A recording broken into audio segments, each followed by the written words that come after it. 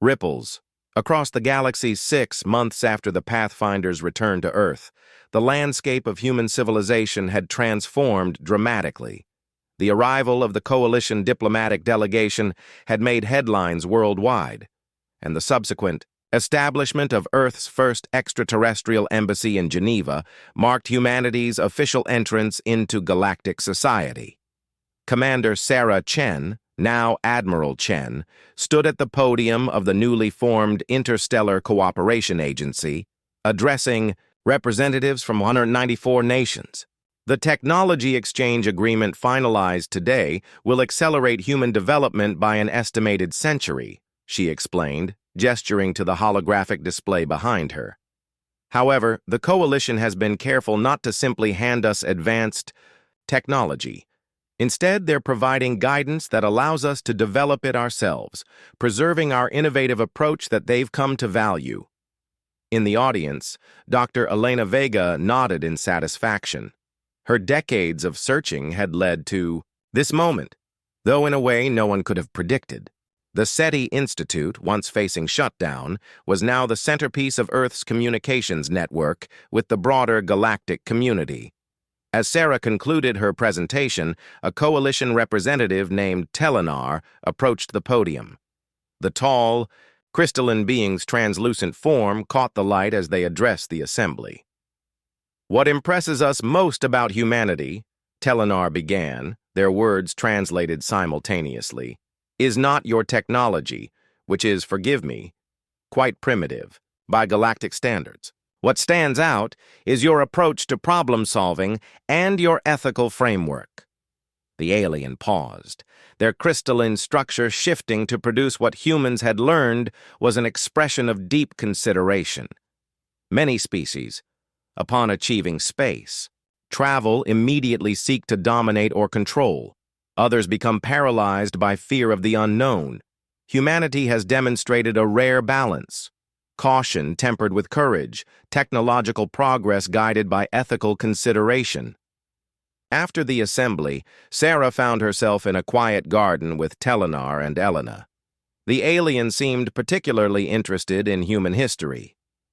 "Your species has overcome remarkable challenges," Telenar observed. "Multiple world wars, climate crises, resource depletion, yet you persevered." "We're stubborn," Sarah replied with a smile. "There is more to it," Telenar insisted. "The Coalition has encountered thousands of species. Those with histories like yours often develop either extreme aggression or debilitating caution. You balanced on the knife's edge and emerged hopeful." Elena looked up at the evening sky, where the first stars were becoming visible.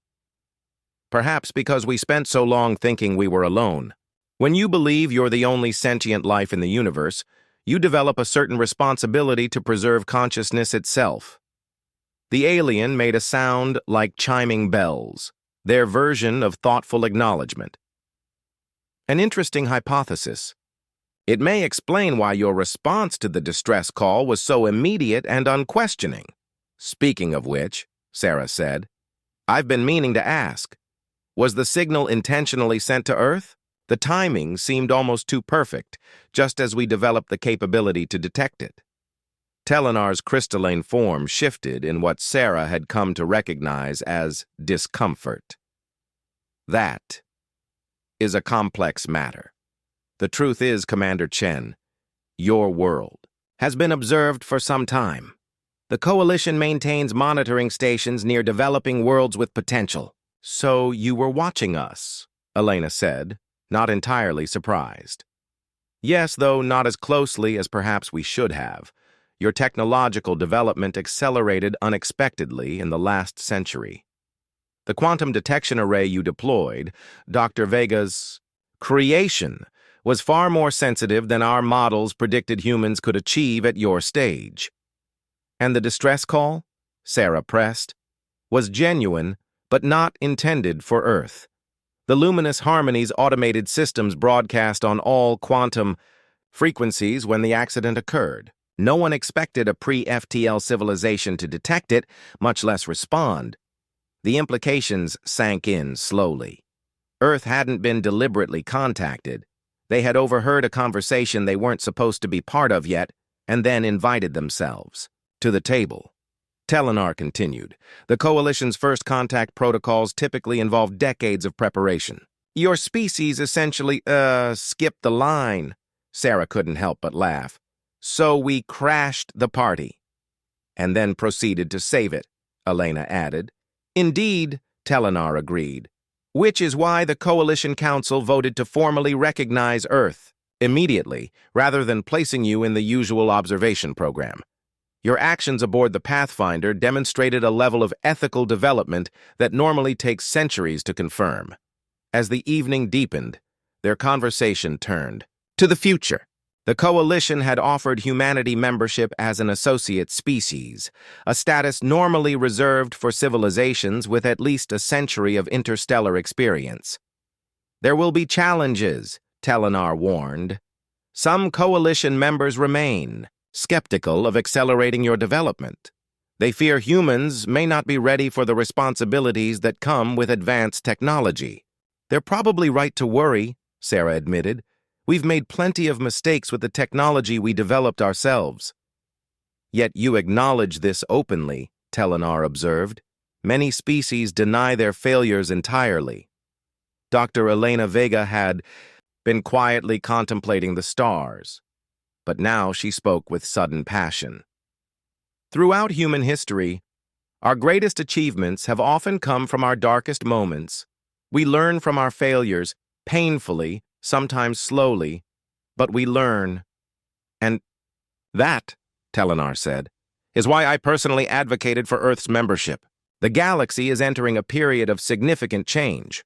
Old ways of thinking are proving insufficient for new challenges.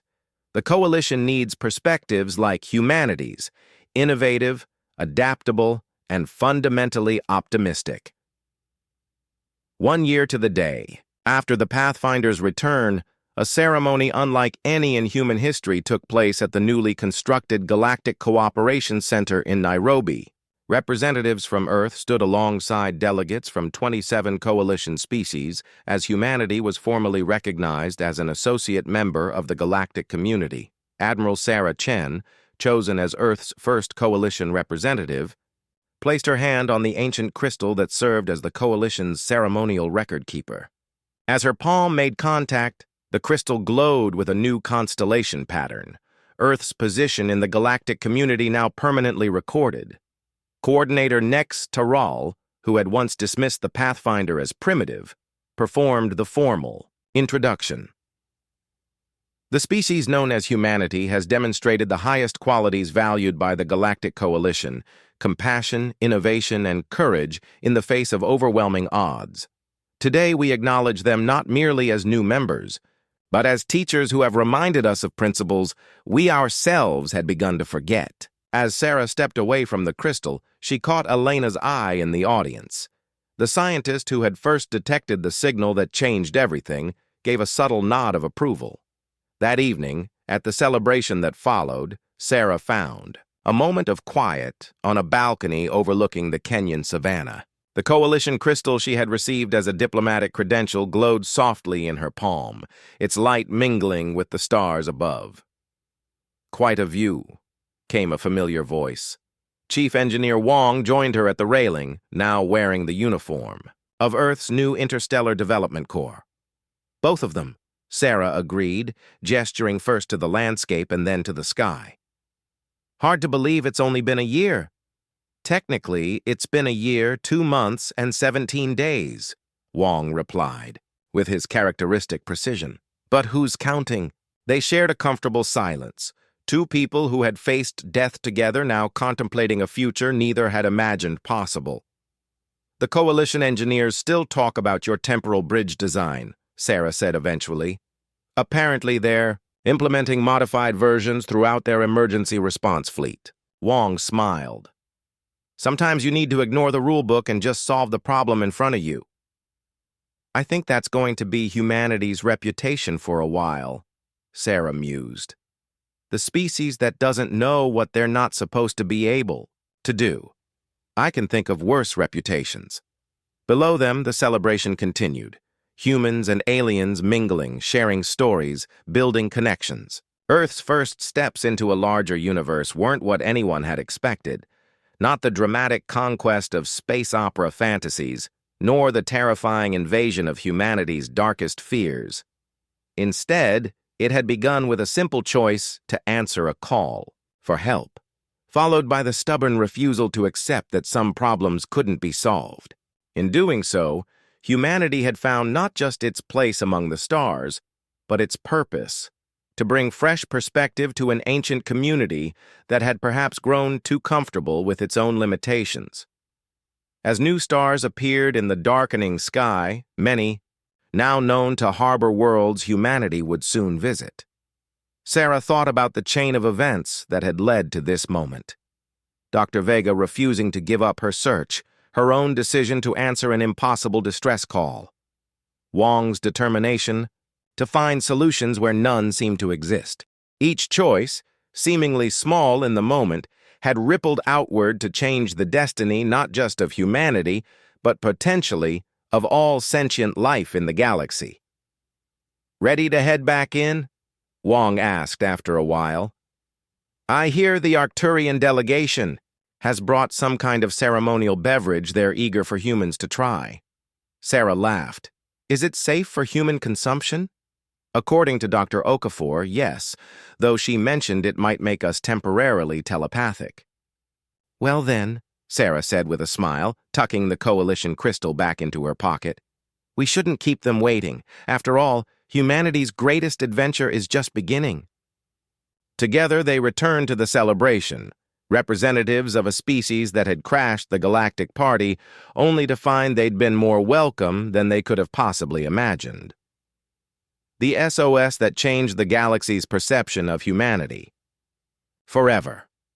A signal from the stars. The vast emptiness of space had always both terrified and fascinated humanity. For centuries, we had pointed our telescopes and radio dishes toward the stars, sending out messages and listening intently for any reply. The silence had been deafening, leading many to conclude we were alone in the cosmos, or perhaps just not worth talking to. Dr. Elena Vega had spent 27 years at the SETI Institute, searching for that elusive signal that would change everything. Now, at 56, with funding cuts looming and her program facing shutdown, she sat alone in her office surrounded by star charts and frequency analyses that had yielded nothing but cosmic background noise. "One more month," she muttered to herself as she initiated the night's scanning sequence. The newly deployed quantum detector array, her last desperate innovation, would complete its first full sweep of the nearest 1,000 star systems tonight.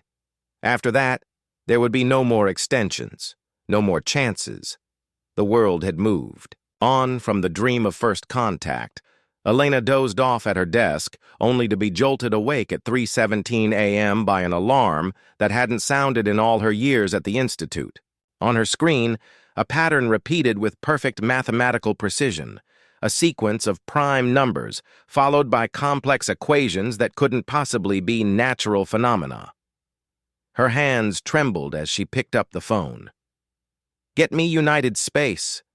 "Command," she whispered to the operator. "Priority Alpha. Tell them we've made contact." Within hours, the signal had been confirmed by observatories across the globe. Unlike the radio waves humans had been listening for, this transmission arrived through what scientists could only describe as quantum entanglement channels. Technology humanity had barely begun to theorize about.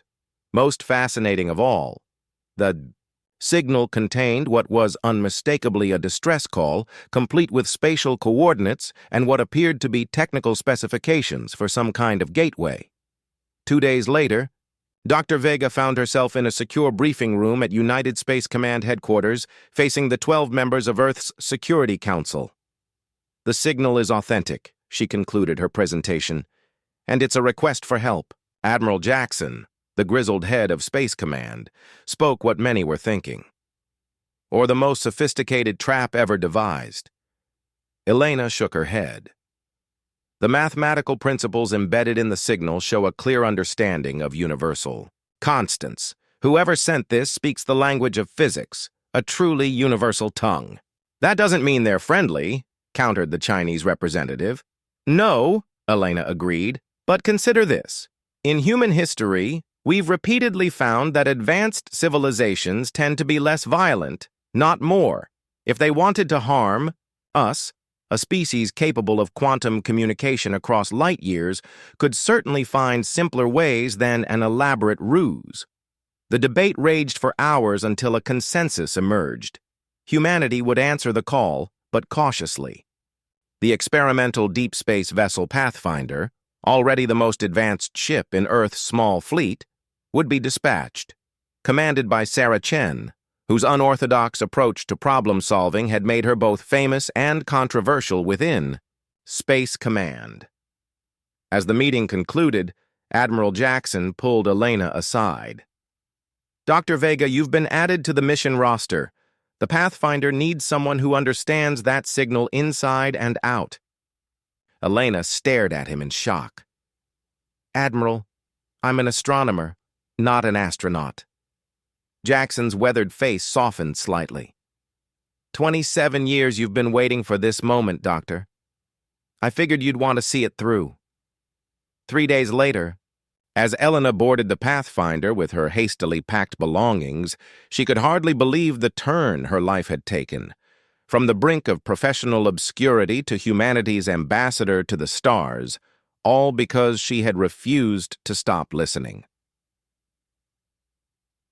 Part 1. First Contact.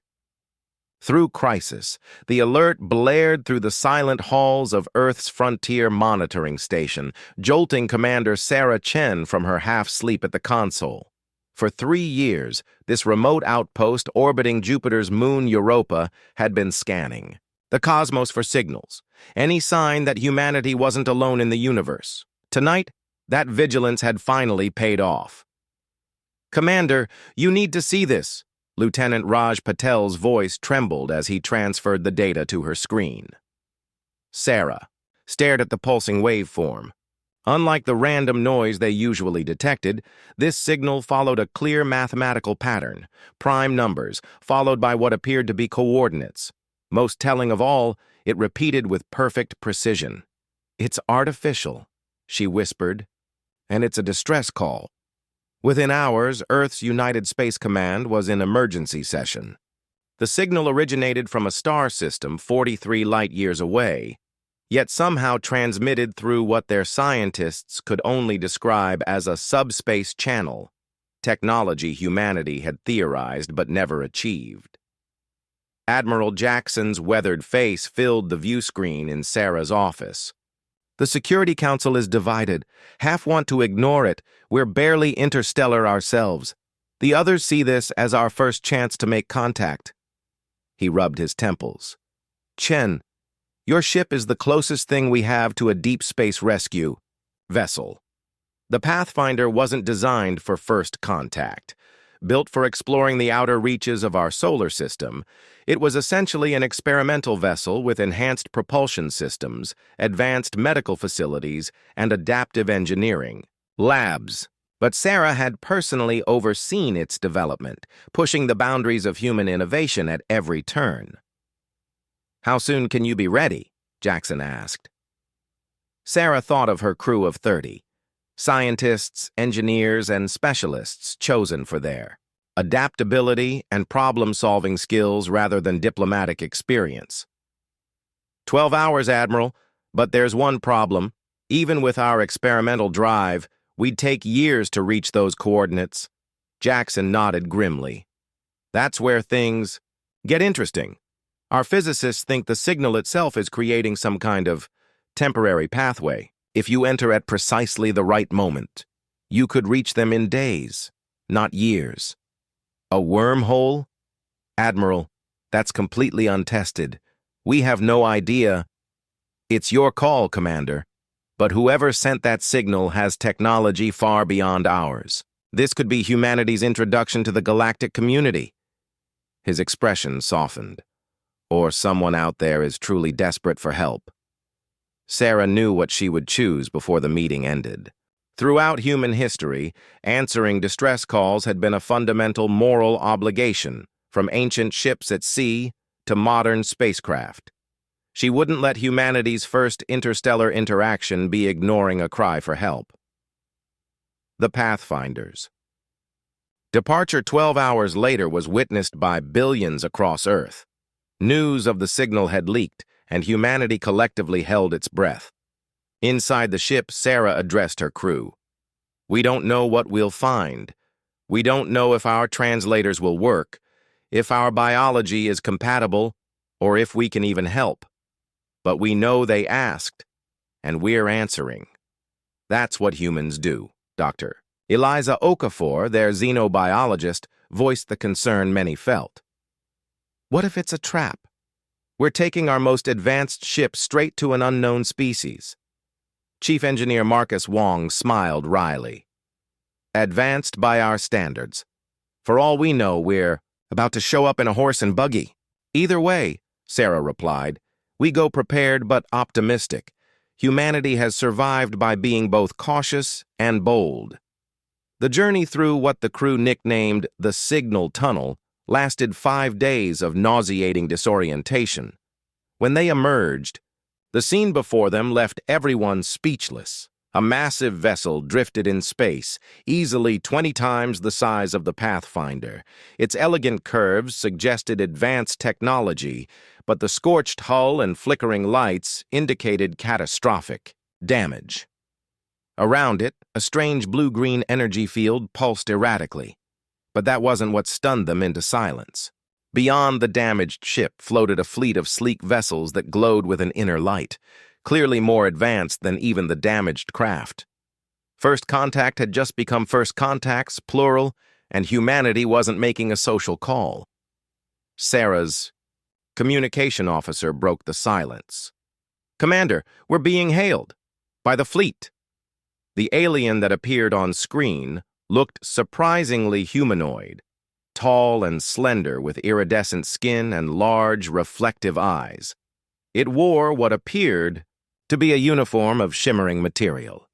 "Unidentified vessel," the alien spoke in perfect English, clearly using some advanced translation technology. "This restricted emergency zone is under the authority of the Galactic Coalition. Identify yourself immediately." Sarah stepped forward. "This is Commander Sarah Chen of the Earth vessel Pathfinder. We received a distress signal and came to offer assistance." The alien blinked slowly. "Earth? Your species designation?" "Human. We're from the Sol system." A long pause followed, as the alien seemed to consult something off-screen. "Humans are not registered with the Coalition. Your system is in an undeveloped sector." Its tone shifted to something resembling curiosity. "You responded to a quantum distress beacon with this vessel?" Sarah felt a flash of defensiveness. "We came to help. The signal reached our monitoring station and we responded. That's what humans do when someone's in trouble." "Admirable but unnecessary," the alien replied. "I am Coordinator Nexitaral of the Coalition Emergency Response Fleet. The passenger vessel Luminous Harmony suffered a catastrophic drive failure, resulting in a quantum phase displacement. We have the situation contained." As if to contradict the coordinator's words, the energy field around the damaged ship pulsed violently, and alarms blared across the Pathfinder. "Contained?" "Engineer," Wong muttered from his station. Sarah kept her diplomacy intact. "We're already here, Coordinator. Perhaps we could combine our efforts? Sometimes a fresh perspective helps." Nextaral's expression was unreadable. "Your offer is noted, Commander. However, this crisis requires technology your species clearly has not yet developed. For your safety, maintain your current position. Any approach to the Luminous Harmony without proper quantum shielding would be fatal." The screen went dark. Dr. Okafor turned to Sarah. "Did we just get sent to the kids' table at First Contact?" Sarah studied the scene before them. Despite Nexitaral's confidence, the Coalition ships maintained a significant distance from the damaged vessel. None had attempted a direct rescue approach. "They've been here a while," she observed. "If they had a solution, they would have implemented it already." "So what do we do?" asked Lieutenant Patel. "Leave." Sarah watched as another violent pulse emanated from the energy field, this one stronger than the last. "No. We observe, we learn, and we prepare. Because I think the Coalition is about to discover something important about humanity." "What's that, Commander?" asked Dr. Okafor. Sarah's eyes remained fixed on the struggling ship. "We don't give up easily, especially when lives are at stake. And sometimes, the simplest solutions come from unexpected places. Innovative solutions." Against all odds 12 hours after their arrival, the situation had deteriorated. The quantum field surrounding the luminous harmony pulsed with increasing violence, each flare brighter than the last. Through careful observation and passive scanning, the Pathfinder's science team had assembled a clearer picture of the crisis. "It's a temporal displacement," explained Dr. Aisha Kwan, their theoretical physicist. "The ship's quantum drive malfunctioned, creating a bubble where time is flowing at a different rate than our space-time." "Different how?" Sarah asked, studying the holographic simulation. "Significantly slower. Hours for us might be seconds for them." Dr. Kwan pointed to the readouts. "The Coalition ships are trying to stabilize the field from the outside, but they can't get close enough without being caught in the effect themselves." Sarah turned to Wong. "How many people on that ship?" "Based on its size, potentially thousands," the engineer replied. "And they might not even realize they're in danger yet. From their perspective." The communication system chimed. "Coordinator." Next, Taral appeared, looking noticeably more strained than during their first conversation. "Commander Chen, I'm contacting you with a request." The alien seemed uncomfortable. "Our central command would appreciate any observational data your vessel has collected. Your unique perspective might prove valuable." Sarah recognized the olive branch for what it was, the first admission that the Coalition's rescue wasn't proceeding as planned.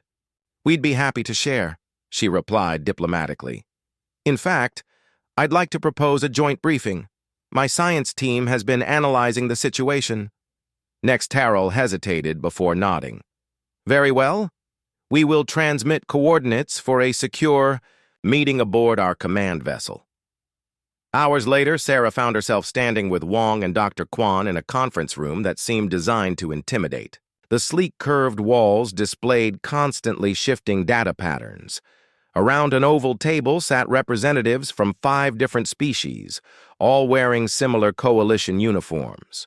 Their expressions ranged from curiosity to poorly concealed dismissal. Next, Taral began formally. "The situation is as follows. The luminous harmony suffered a catastrophic drive failure during standard transit. The resulting quantum displacement has created a temporal anomaly that resists our standard containment procedures. If the anomaly collapses, the vessel and all 4,132 passengers will be lost." A tall, crystalline being spoke next.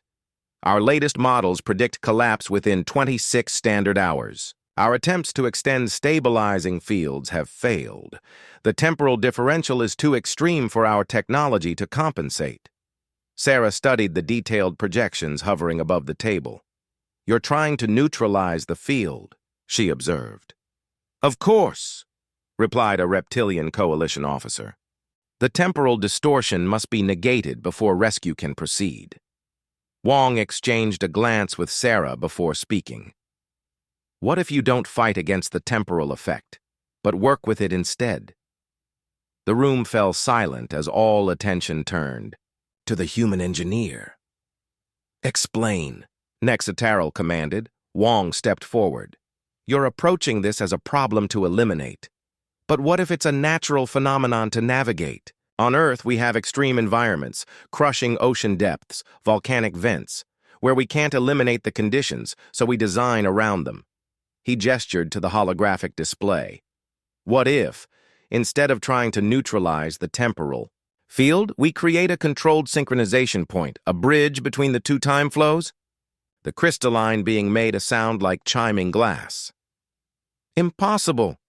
The power requirements alone would be substantial, Dr. Kwan interrupted, but not if we use the differential itself as an energy source. Sarah watched as the coalition experts exchanged glances. Their initial dismissal was slowly giving way to reluctant interest. What would you propose, specifically? Nextarl asked. Wong activated his tablet, projecting a simple diagram. On Earth, we use specialized equipment to work in extreme pressure environments. Rather than fighting the pressure, we create intermediate chambers, decompression zones that gradually transition between environments. Dr. Kwan expanded the concept. We could create a similar approach with synchronized temporal transition points. A series of linked fields, each step adjusting the temporal flow incrementally until we reach compatibility with the ship's environment. Using what technology? Asked the reptilian officer skeptically. Your vessel doesn't even register on our technological assessment scales. Sarah smiled. Sometimes the simplest technology is the most effective when applied creatively. Your advanced shields are designed to create perfect barriers. Ours are more flexible. Over the next hours, the humans outlined their approach. The Pathfinder's adaptive shielding system, designed for solar radiation protection, could be modified to create a series of overlapping fields, each calibrated to a specific temporal frequency. The ship itself would serve as a bridge between normal space and the displaced vessel. The coalition experts' objections gradually shifted from dismissal to technical concerns, genuine engagement. When the meeting concluded, Nextarl approached Sarah privately. Your approach is unorthodox. Commander, our protocols would never have considered such a primitive solution. Sarah maintained her diplomatic composure. Sometimes the newest perspective in the room has the advantage of not knowing what's supposedly impossible. Nevertheless, the coordinator continued, the risk is substantial. If your temporal bridge fails mid-rescue, both vessels could be lost, which is why we'll test it first, Sarah replied. With your permission, we'd like to send a small probe through a scaled version of our proposed bridge. Nextarl studied her with those reflective eyes. You would risk your equipment when you barely understand the forces involved. That's how we learn, Sarah said simply. Back aboard the Pathfinder, the crew worked frantically to modify their systems according to Wong and Dr. Kwan's designs. Coalition technical advisors had been assigned to observe, ostensibly to assist, but clearly to monitor the humans' work. They still think we're going to fail, Wong muttered as he calibrated. The shield emitters? Let them, Sarah replied. Just means they'll be more impressed when we succeed. 20 hours later, with the quantum field growing increasingly unstable, the Pathfinder launched its test probe, a small unmanned craft equipped with a miniature version of their temporal bridge system. The entire coalition fleet watched as the probe approached the violent boundary of the displacement field. At the critical moment, the probe activated its modified shields. The effect was immediately visible. A rippling tunnel of stabilized space formed in front of it, pushing through the chaotic energy. Telemetry coming through, Lieutenant Patel announced excitedly. The probe has established the bridge. On the main view screen, they watched as the probe penetrated the field, maintaining its connection to normal space while extending into the temporal anomaly. We're receiving data from inside the field, Dr. Kwan reported, her voice hushed with awe. Temporal differential confirmed at 1437. 1 second outside equals 437 seconds inside. The probe continued its controlled approach toward the luminous harmony until suddenly its shields fluctuated and failed. The tiny craft was instantly crushed by the competing temporal forces. A heavy silence fell over the bridge. What happened? Sarah asked finally. Wong was already analyzing the data. Power fluctuation. The field variance was stronger than we calculated. He looked up, his expression determined rather than defeated. But it worked, Commander. The concept is sound. We just need to strengthen the field integrity, the communication system chimed. Next, Tarrell's face appeared for the first time, showing something that might have been respect.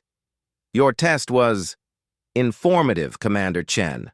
Our scientists are analyzing the data now. Sarah leaned forward.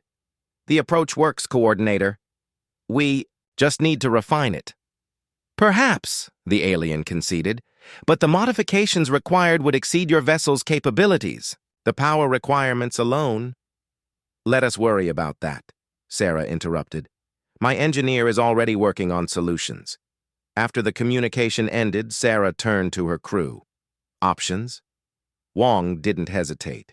We reroute everything. Life, support reserves, engine safeguards, emergency systems. We'll be running on fumes, but we can generate enough power for one sustained attempt.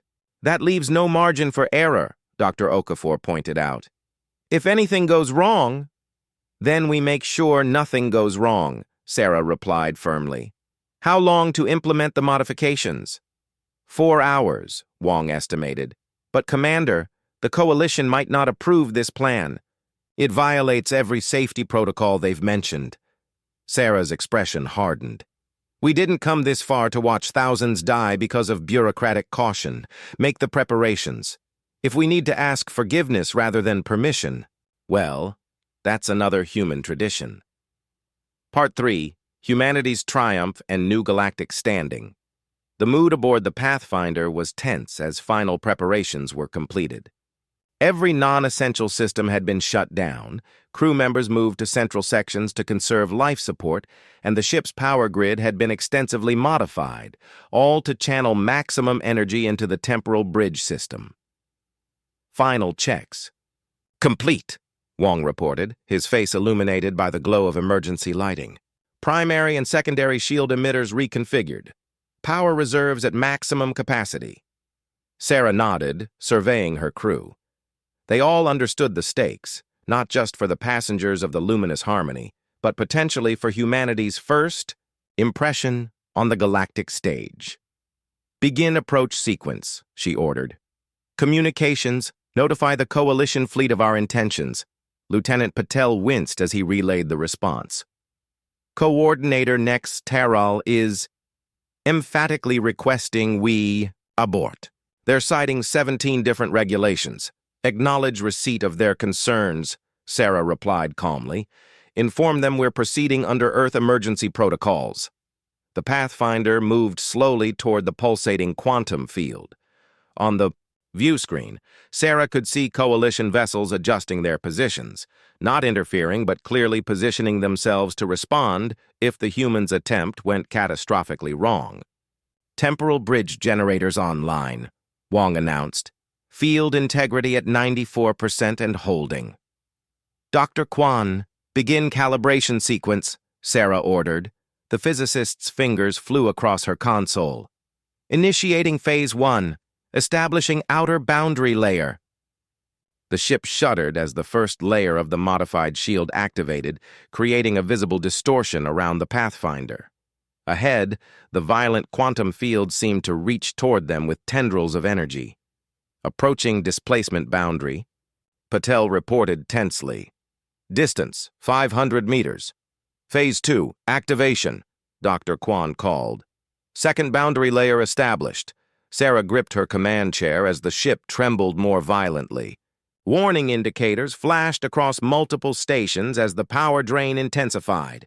Hull stress increasing, Okafor warned. Environmental systems compensating, but we're pushing the structural limits. 300 meters to boundary, Patel updated. Sarah kept her voice steady. Proceed with Phase 3, full bridge extension. The final shield layer activated, creating a complete tunnel of stabilized space-time projecting from the Pathfinder toward the trapped vessel. The power drain was immediate and severe. Lights dimmed throughout the ship and several secondary. Systems went offline entirely. Power fluctuation, Wong shouted over the growing noise of straining systems. "Rerouting emergency reserves." 200 meters, Patel called. "Boundary contact in 15 seconds. Sarah opened a ship-wide channel. "All crew, brace for temporal transition." The moment of contact came with a sensation no human had ever experienced. A strange, stretching feeling as though every cell in their bodies was being gently pulled in multiple directions simultaneously. Several crew members gasped. One collapsed, unconscious. "We've breached the boundary," Quan announced, her voice tight with concentration. "Bridge is holding. Temporal synchronization at 89% efficiency." On the view screen, they could now see the luminous harmony more clearly through their stabilized corridor. The massive passenger vessel's details became sharper, its elegant design now visible beneath the damage. "Establish communication with the vessel," Sarah ordered. After several tense moments, Patel looked up in amazement. "Connection established, Commander. They're responding." The alien face that appeared on screen looked different from the Coalition species, with delicate features and wide, almond-shaped eyes. Its expression showed clear confusion. "This is Third Overseer Letha of the passenger vessel Luminous Harmony," it said. What are you?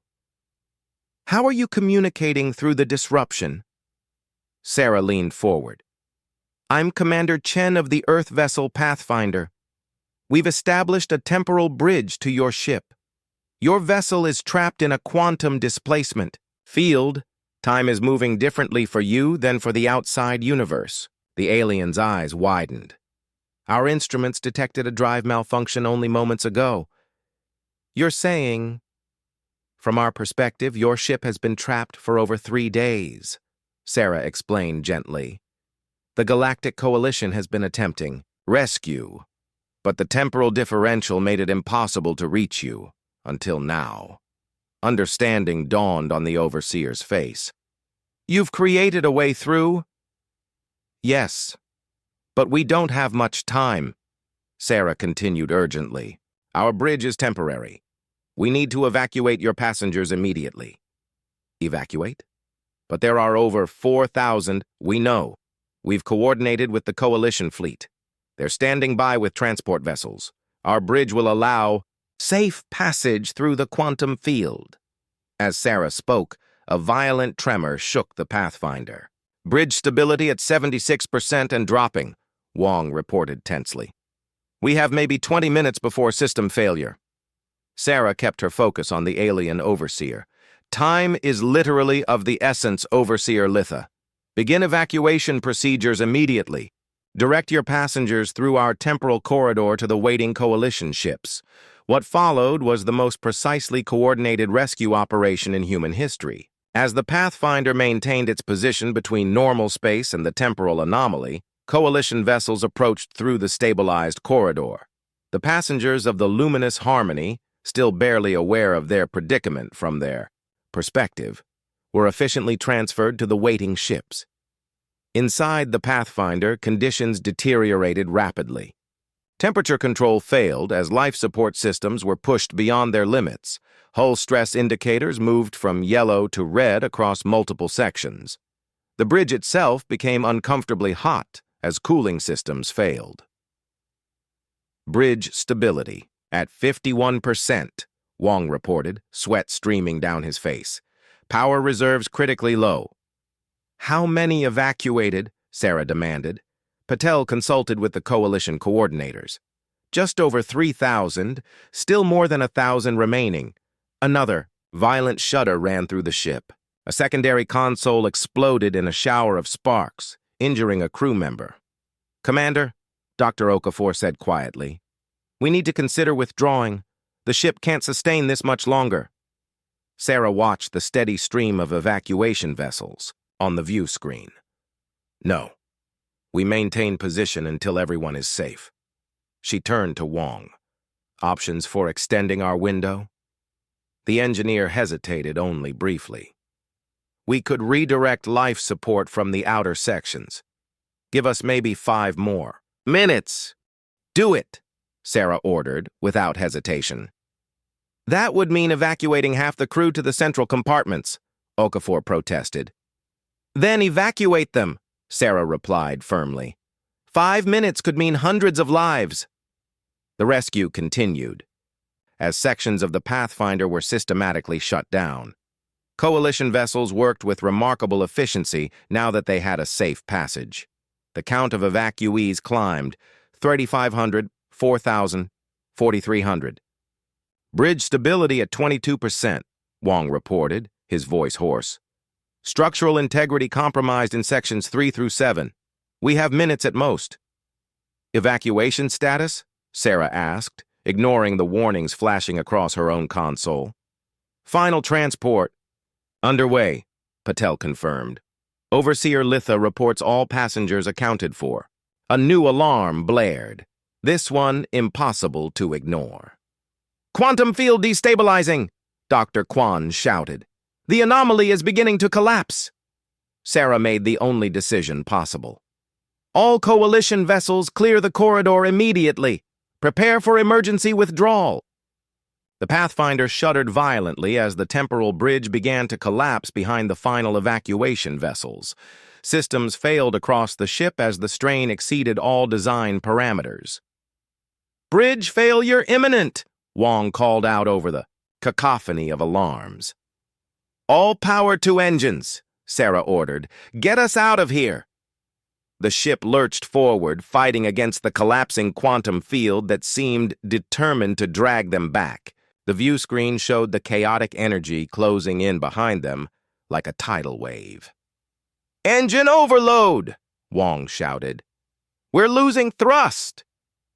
For a terrible moment, Sarah thought they'd failed, that their rescue mission would end with their own destruction.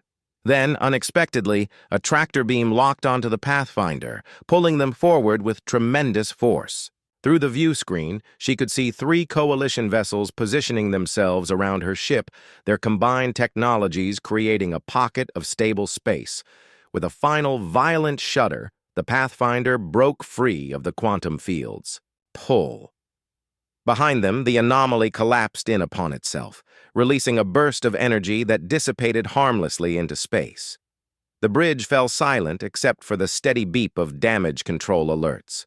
Sarah looked around at her exhausted crew, pride swelling in her chest. Damage report, she requested finally.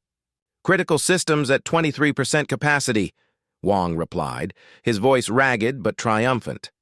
Life support stable in central sections. Hull breaches contained. She's badly hurt, but she'll live. And the luminous harmony? Patel checked his readings. Confirmed destruction of the vessel following complete evacuation. All 4,732 passengers and crew rescued. The communication system chimed. Coordinator Nex Tarol's face appeared, looking utterly transformed from their first encounter. Commander?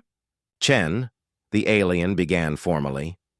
On behalf of the Galactic Coalition Emergency Response Fleet, I extend our profound gratitude. Your actions today. The coordinator paused, seemingly struggling with adequate translation. There is no precedent for what we have witnessed. Sarah nodded respectfully. We're glad we could help, Coordinator. Your vessel requires extensive repairs, Nex Tarol continued. Our engineering teams stand ready to assist. Furthermore, I have been instructed by Coalition Central Command to inform you that an official delegation will be dispatched to your homeworld immediately. Sarah raised an eyebrow. A delegation? Yes, Commander. It seems the assessments of your species were premature. The Coalition Council has expressed particular interest in establishing formal diplomatic relations with humanity. After the communication ended, Dr. Okafor turned to Sarah with a weary smile. So much for the kids' table. In the days that followed, as Coalition engineering teams helped repair the Pathfinder, Sarah learned more about their place in the galactic community.